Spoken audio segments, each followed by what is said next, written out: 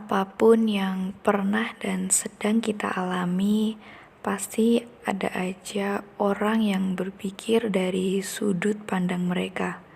Kayak susah banget mereka berpikir dari sudut pandang orang lain. Mereka bilang, "Ah, kamu mah enak ya sekolah dibiayain pemerintah. Enak ya sekolah online terus, tahu-tahu udah semester akhir aja. Enak ya, bla bla bla." Pernyataan-pernyataan semacam itu emang gak perlu digubris sih harusnya.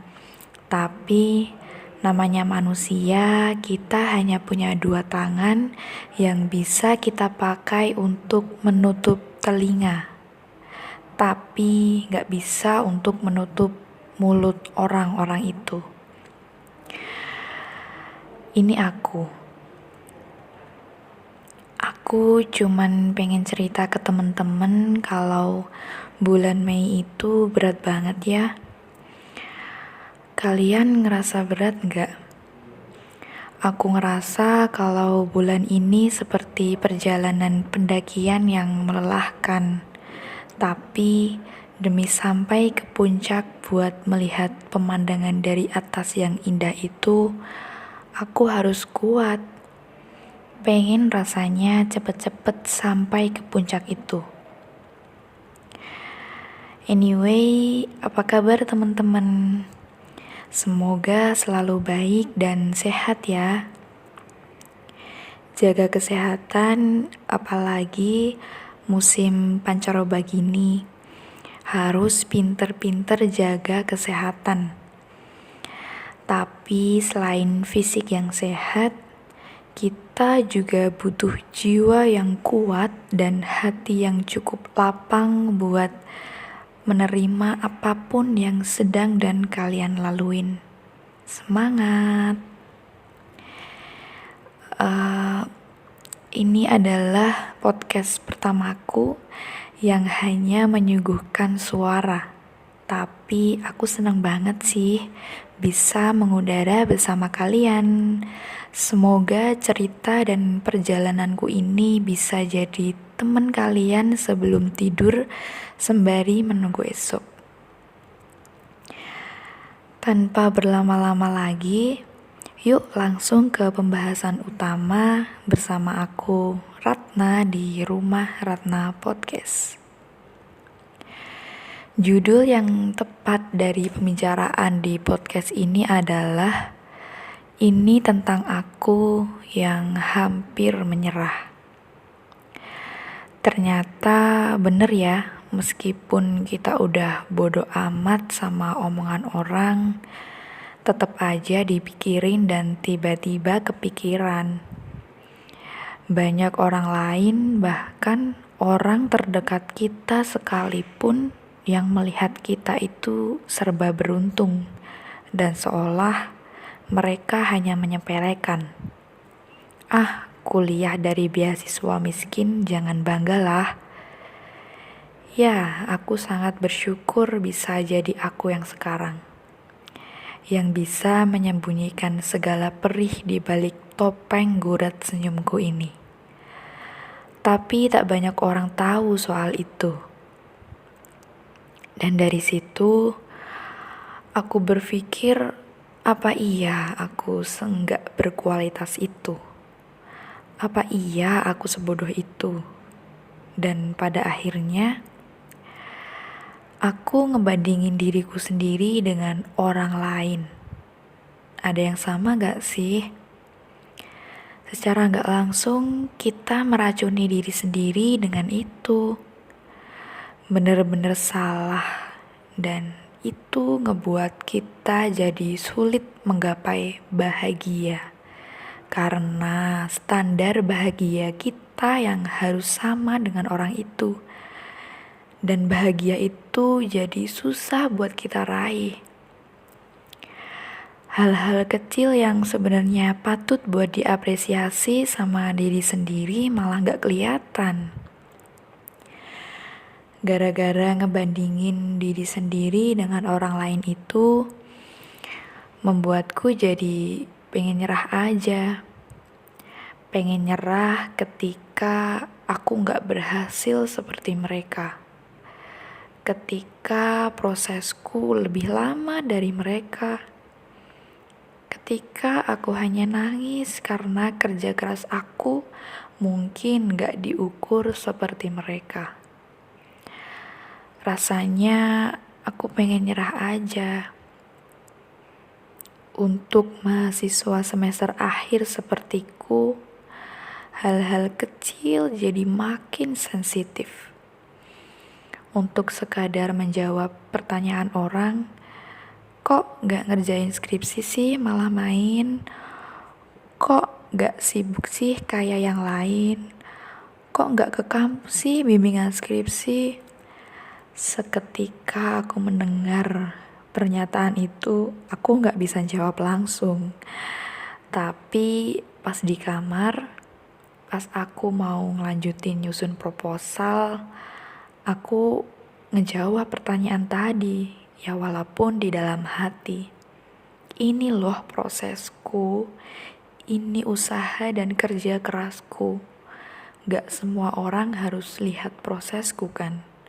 Cukup hargai dan haluskan pertanyaan tadi sehingga tidak ada pihak yang tersinggung. Usaha dengan air mata inilah buktinya. Semakin kesini, aku merasa semakin dipush untuk mengikuti mereka yang udah sampai puncak duluan.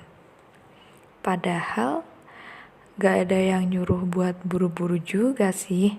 Ini yang salah. Ya, rasa itu yang selalu muncul waktu itu. Sekarang udah gak lagi setelah aku mendapat nasihat dari dosen yang menurutku ngena banget sih. Jadi, beliau mengirimkan satu foto di WhatsApp group. Foto itu adalah gambar 2 buah jambu biji yang berada di satu tangkai yang sama. Besarnya pun sama, namun warnanya berbeda jauh. Yang satu kuning langsat siap untuk dimakan, yang satunya lagi hijau pekat tanda belum masak.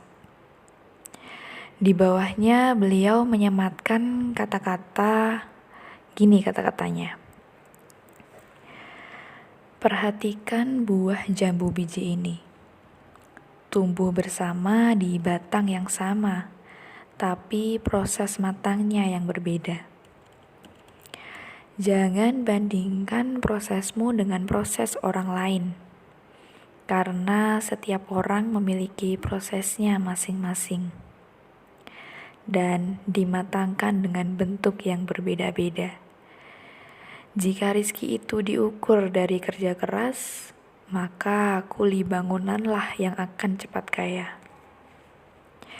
Jika rezeki itu ditentukan dari waktu kerja, maka warung kopi 24 jamlah yang akan mendapatkannya. Bahkan mungkin mampu mengalahkan Starbucks dan McDonald. Jika rezeki itu milik orang pintar, maka dosen dan guru yang bergelar panjang yang akan lebih kaya. Jika rezeki itu karena jabatan, maka presiden dan rajalah yang menduduki 1000 orang terkaya di dunia.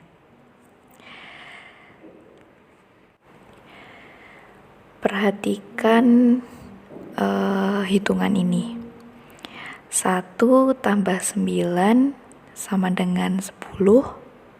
7 ditambah 3 hasilnya juga 10. 5 ditambah 5 juga hasilnya tetap 10. Nah, walaupun hitungan tersebut berbeda cara, tetapi hasilnya tetap sama adil. Mereka bernilai 10. Artinya, untuk mencapai hasil nilai yang sama, tidak harus menggunakan cara dan proses yang sama pula. Kira-kira begitulah kata-kata yang ada pada WhatsApp grup yang dikirim oleh salah satu dosen aku. Saat aku lagi ada di posisi paling bawah, ini yang bikin aku sadar. Ternyata memang salah ya naruh standar kebahagiaan kita di orang lain dan membandingkan diri kita kepada orang lain. Itu salah. Dan ternyata rasa pengen nyerah itu ngebuat kita lupa. Udah banyak hal-hal yang kita raih sebenarnya. Bener-bener udah kita bangun dari awal. Gak bisa dipungkiri, ternyata rasa nyerah itu muncul kalau kita lagi capek sama hidup. Lagi capek sama kuliah, lagi capek sama diri sendiri, lagi capek kerja. Padahal kita tahu obat dari capek adalah istirahat. Take your time.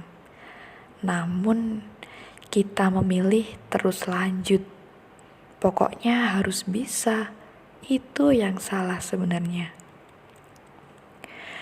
Kalau teman-teman merasa capek, ngerasa banyak banget beban di pundak, ngerasa berat banget buat dijalanin, istirahat ya.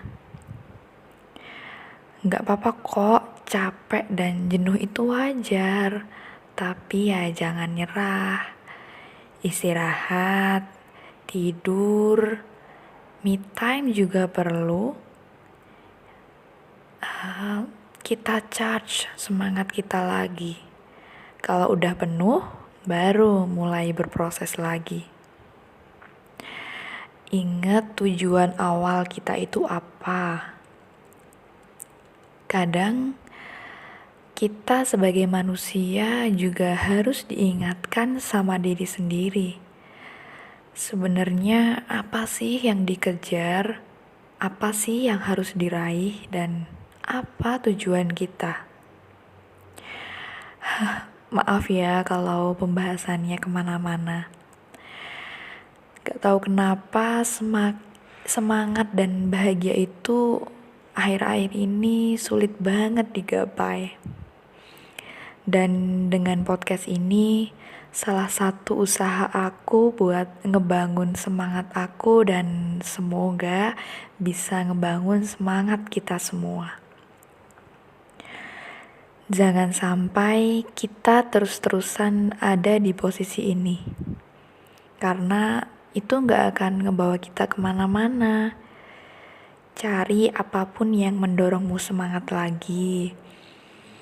Kalau kata Maudy Ayunda sih gini, di saat kalian males atau gak semangat, berarti motivasinya aja yang belum ada.